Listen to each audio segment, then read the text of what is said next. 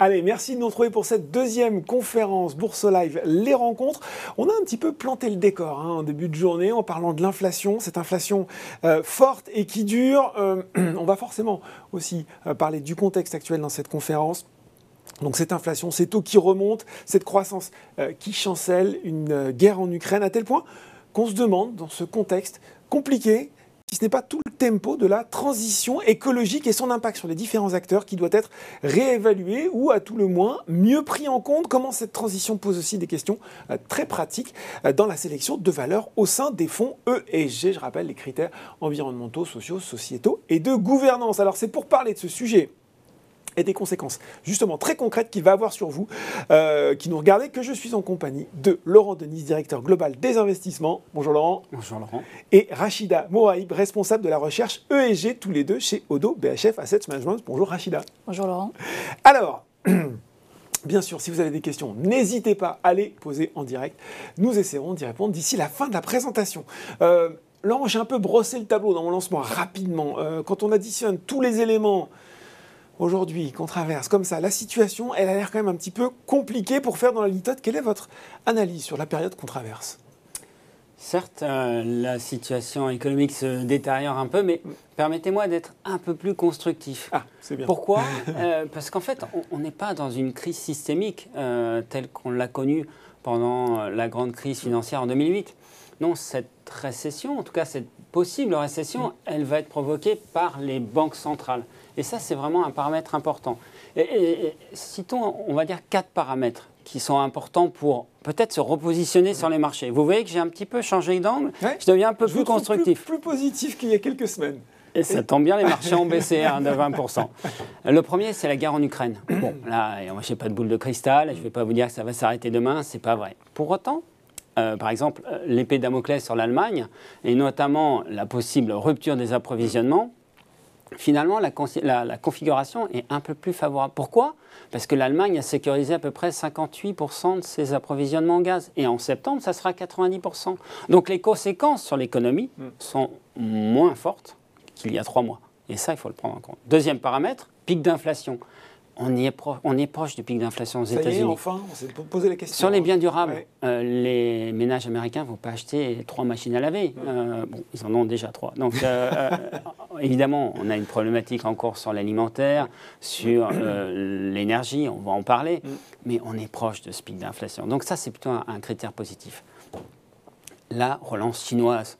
Côté monétaire, pourquoi ? Parce qu'il n'y a pas d'inflation, 2% en Chine. Donc la Banque centrale a les moyens en fait, d'injecter des liquidités, de baisser les taux, de baisser les réserves. Et puis, un stimulus fiscal qui se met en place. La Chine, ils sont un peu à front renversé par rapport à ce qu'on est en train de connaître nous. C'est exactement ça. Rappelons-nous ce qui avait été mis en fait, sur la table en 2020. 6,5% du PIB. Aujourd'hui, on est à 2%. Ça veut dire qu'il reste 4% en fait, qui peuvent être engagés pour relancer l'économie, pour limiter la décélération de l'économie. Et c'est une absolue nécessité. Et le dernier point, qui est un petit peu moins favorable, je dois le reconnaître, c'est une certaine complaisance des analystes par rapport à la dichotomie entre ce qu'on perçoit dans l'économie réelle, pour l'instant les carnets de commandes sont pleins, et puis cette décélération au niveau macroéconomique. Il va peut-être falloir que ça s'ajuste. Mais on a quand même 2 paramètres sur 4, voire peut-être le 3e. Pourquoi ? Parce que les valorisations sont tellement basses que certaines valeurs commencent à déjà prendre en compte la récession. Donc un peu plus constructif. Bon, un peu plus constructif, et ça fait plaisir à entendre. Il y a quand même cette question que la période inflationniste qu'on connaît est peut-être aussi le début d'une crise énergétique. Et là, on est aussi dans le vif du sujet. Lié à la transition écologique, on voit en tout cas ce débat naître depuis quelques temps. Alors là, je dirais qu'il ne faut pas confondre. Nuancer. Oui, il ne faut pas confondre. Il y a 2 horizons de temps. Il y a l'horizon de temps à court terme, avec effectivement un choc de demande. Pourquoi ? Parce qu'il y a un redémarrage brutal post-Covid. Et puis, en confronté à un choc d'offres, notamment la crise en Ukraine, et puis la politique zéro Covid en Chine, qui a fait des confinements et limité, créé des ruptures dans les approvisionnements. Mais ça, c'est temporaire. C'est une inflation énergétique exogène temporaire qui devrait se normaliser. En revanche, et vous avez raison de poser la question, et le débat doit se faire, c'est sur, effectivement, le moyen terme. Parce que les sanctions, excusez-moi, mais quand on les pose, on met du temps à les enlever. Ça va très vite, notamment pour la Russie. Vous avez raison, et surtout, il y a une urgence climatique. Et la réponse à l'urgence climatique, c'est la transition énergétique et cette volonté d'être carbone neutre en 2050. Ça nécessite des investissements colossaux et surtout, ça va faire monter le prix des matières premières. Un exemple. Un parc éolien de 100 MW. 100 MW, c'est quoi? C'est à peu près un dixième de ce que produit une centrale nucléaire. 30 000 tonnes de minerai de fer, 50 000 tonnes de béton, 900 tonnes de plastique non recyclable. Vous multipliez par 10 pour faire une centrale nucléaire. Ça signifie qu'effectivement, on va avoir une remontée des prix qui va se mettre en place, accompagnée d'une nécessité de souveraineté énergétique. Pourquoi? Parce qu'on voit, il y a quand même une problématique géopolitique qui fait qu'aujourd'hui, on est dans une configuration où vraisemblablement, on a un bouleversement majeur et donc des prix qui vont être amenés à monter. Mais attention aussi, on a peut-être un troisième temps qui est le temps politique. Pourquoi? Parce qu'aujourd'hui, la problématique, c'est le pouvoir d'achat partout. Et donc, en fait, cette augmentation des prix, elle va peut-être être plus tard dans le temps, et peut-être pas aujourd'hui. Donc, on est peut-être dans une stabilisation des prix énergétiques, mais à coup sûr, les prix vont monter. Un exemple, la production de cuivre aujourd'hui, c'est 20 millions de tonnes par an. La consommation, c'est 20 millions. Et en 2030, c'est pas moi qui le dis, c'est le PDG de Trafigura, 30 millions. 50% d'augmentation en 2030, c'est demain. Autant vous dire que le prix des métaux, voilà, et le marché du cuivre va être bien orienté, les prix vont monter. Et ça pose une problématique qui est la problématique de la greenflation, l'inflation verte, qui va effectivement affecter l'économie et la réaction des banques centrales par rapport à ça. Mais on n'en est pas là. Bon, on n'en est pas là. Transition écologique qui s'annonce, source d'inflation, on n'en est pas là, mais quand même, mais aussi, et on ne l'a pas évoqué, potentiel de croissance, que beaucoup de fonds d'ailleurs essayent de capter, mais alors lorsqu'on regarde l'offre, c'est justement un petit peu compliqué pour les investisseurs de s'y retrouver, entre d'ailleurs ce qui est environnement et climat. Comment définir, appréhender ces thématiques environnement? Peut-être Rachida, pourriez-vous nous apporter quelques éléments de réponse? C'est une bonne question. C'est vrai qu'aujourd'hui, les frontières entre climat et environnement sont assez floues. On parle lorsqu'on associe le climat, on associe nécessairement le carbone. On va parler d'actifs bas carbone avec les énergies renouvelables, d'actifs de transition ou d'actifs de solution avec l'hydrogène. Moi, j'aimerais revenir sur le rapport du GIEC qui nous dit quand même que les dimensions environnementales sont de plus en plus impactantes sur le climat. Et donc j'ai envie de répondre à votre question en vous disant que pour nous, chez Oddo BHF Asset Management, on opte une approche pragmatique, d'accord, qui est que l'environnement est transverse à tous les secteurs, à tous les acteurs et à tous les secteurs d'activité. C'est pourquoi il faut avoir une approche de transition, une démarche de soutenir la transition énergétique, écologique, la décarbonation dans son ensemble, dans notre approche durable, que ce soit sur le pilier environnemental, social ou de gouvernance. Donc tout le monde est concerné, quoi. Tout le monde est concerné, et j'ai envie de même d'enfoncer le clou encore plus loin, y compris les secteurs les plus pollueurs qui auront le plus à faire dans cette transition. Je prends un exemple tout simple, le secteur du bâtiment. Quand on revient sur le Green Deal tel qu'il a été adopté par l'Union européenne, le Green Deal, pour le secteur du bâtiment, stipule qu'il faut quand même baisser de 55% les émissions carbone à 2030 et être neutre en 2050. Bon, ce secteur, aujourd'hui, factuellement, il représente 40% des émissions de CO2. C'est un des plus émetteurs. Voilà, si on combine bâtiment, construction. D'accord ? Donc c'est quand même extrêmement important. Bon, eh bien, pour arriver à cette décarbonation, en tout cas pour aider ce secteur à se décarboner, il faut soutenir les acteurs de ce secteur. On ne va pas les exclure de nos portefeuilles parce qu'ils sont fortement carbonés. Justement, il faut les accompagner dans cette transition. Je vous prends un exemple tout simple. Comment ce secteur appréhende cette transition? C'est via la rénovation énergétique. Il y a un secteur qui est une mid-cap, mais que je trouve très intéressante, Somfy, qui s'est positionné il y a très longtemps et qui a qui a fait une mue de son business model pour aller vers et être aujourd'hui le numéro 1 mondial de l'automation, exactement, de l'automatisme des fermetures et des ouvertures, et j'irais même au-delà, qui fait aujourd'hui de la maison connectée avec des produits et des solutions à efficience énergétique. Bon, aujourd'hui, le résultat de ça et de cette transformation, c'est quoi? Factuellement, c'est 75% du chiffre d'affaires de Somfy qui est maintenant, qui vient de ces solutions durables et pour lesquelles on considère que ces activités sont alignées avec la taxonomie européenne. Donc 75% du chiffre d'affaires exactement, est aligné avec la taxonomie qui est la Bible de ce qui se considère comme étant vert ou pas vert. Donc ça, c'est très important. Et donc oui, il faut soutenir et accompagner les entreprises dans cette transition, et j'ai envie de dire toutes les entreprises de ce secteur. Oui, parce que ça, c'est une question fondamentale qu'on aborde. C'est-à-dire que certains fonds, et beaucoup d'ONG notamment, et aussi beaucoup d'investisseurs se disent finalement, on ne peut pas être vert quand on investit dans du Total, on ne peut pas être vert, on ne peut pas être green, tout ça c'est du greenwashing quand on investit dans des entreprises fortement émettrices de carbone. Vous dites que si, c'est possible, avec de l'exigence. Oui, alors j'ai envie de vous dire, vous savez, ça fait 20 ans que je suis dans la finance, et ça fait à peu près autant en ESG, et c'était déjà une question qu'on avait il y a 20 ans. Donc c'est un débat qui a une maturité vraiment différente au sein des sociétés de gestion et des solutions qu'elles proposent. Parce que oui, il y en a qui ont cette optique-là, ce positionnement-là, et puis un positionnement qui est différent selon les clients. Typiquement, les clients institutionnels ont très tôt travaillé sur la problématique climat. Et pour eux, le climat, c'est qu'en décarbonant l'économie, c'est en allant vers une décarbonation de l'économie qu'on arrivera à atteindre les objectifs qu'on s'est fixés, que Laurent a mentionnés. Donc ça, j'ai envie de dire, c'est vraiment très important de bien comprendre ça. La maturité n'est pas la même au sein des sociétés de gestion, et elle n'est pas la même au sein des clients. D'autre part, quand même, quand on dit qu'il faut être dans l'objectif des accords de Paris, les accords de Paris, c'est extrêmement ambitieux. C'est quand même limiter l'augmentation de la température de 2 degrés. Donc, et maintenant, 1,5 pour les plus vertueux, maintenant on est même à 1,5 puisqu'on est très en retard. C'est une transformation colossale. Ça nécessite un investissement des entreprises et une transformation de leur business model qui est forte.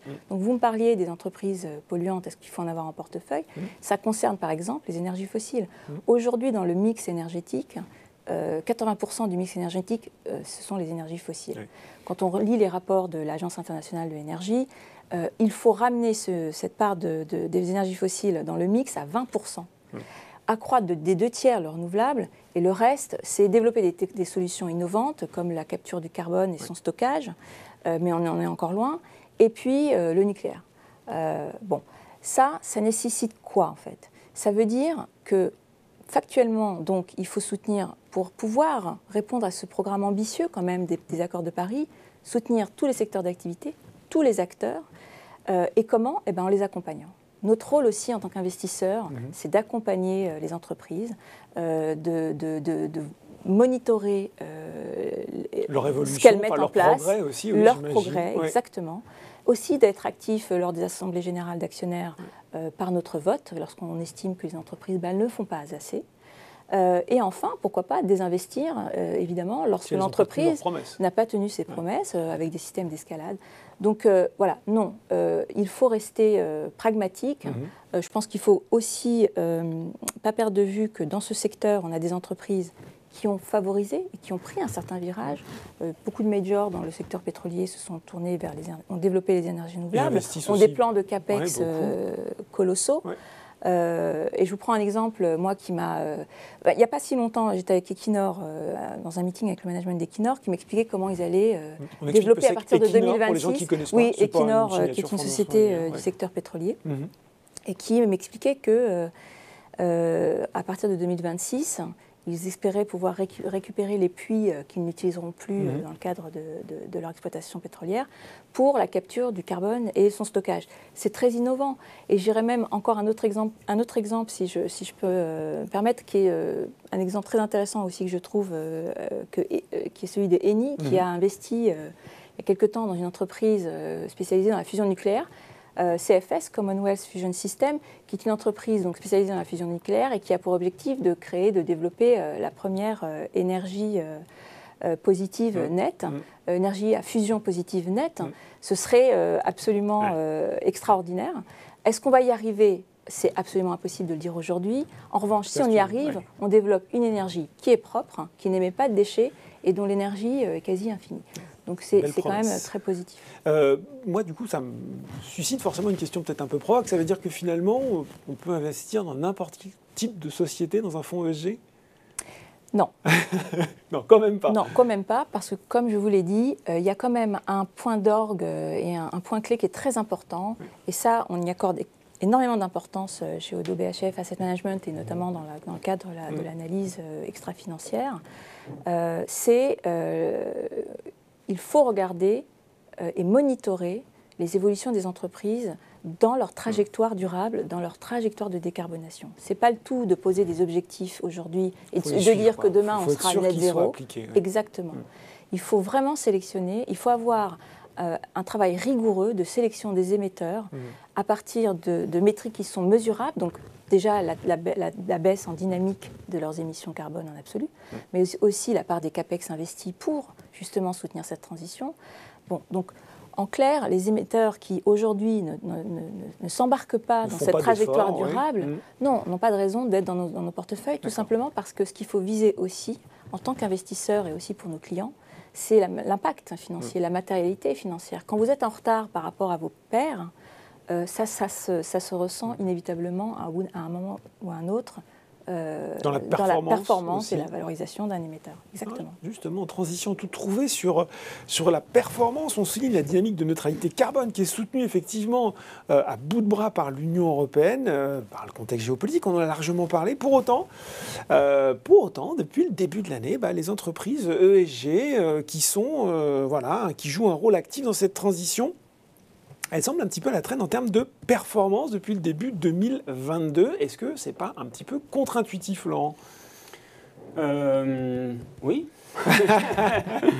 Quelque part, oui, mais après, ça s'explique. La période est tellement spéciale. Mais en fait, ce qu'il faut voir, c'est que ces sociétés sont des sociétés de croissance. Donc, en fait, on a des perspectives, des promesses de résultats à long terme. Futur. Ouais. Mais quand les taux montent, en fait, notre métier, c'est d'actualiser des cash flows futurs. Et donc, la valeur aujourd'hui, et le coût de financer, en fait, les investissements est plus élevé. Donc, en fait, la prime demandée par les investisseurs monte. Ça veut dire quoi ? Ça veut dire qu'on a une compression des valorisations, une compression des multiples. Et c'est ça qu'on a observé récemment. Mais ça ne change en rien la promesse de ces sociétés. Même si les taux continuent à monter ? Alors, justement, on a évoqué le pic d'inflation. Ouais. Si les taux continuent à monter, j'ai envie de dire, il ne faut peut-être pas se précipiter. Mais si on considère qu'on est proche du pic d'inflation, aujourd'hui, on a peut-être vu, on va dire, quasiment la fin de la compression, justement, de ces multiples. Aujourd'hui, le segment, je l'ai regardé, au niveau mondial, ça va à peu près 12 fois les bénéfices. Donc, rapport cours sur bénéfice. Aujourd'hui, pour des sociétés qui ont aussi une croissance anticipée des résultats de 12%, alors qui va peut-être être révisée, mais encore une fois, portée par des investissements étatiques. Enfin, c'est ça aussi qu'il faut avoir en tête. On parle de 2500 milliards d'euros, c'est absolument colossal.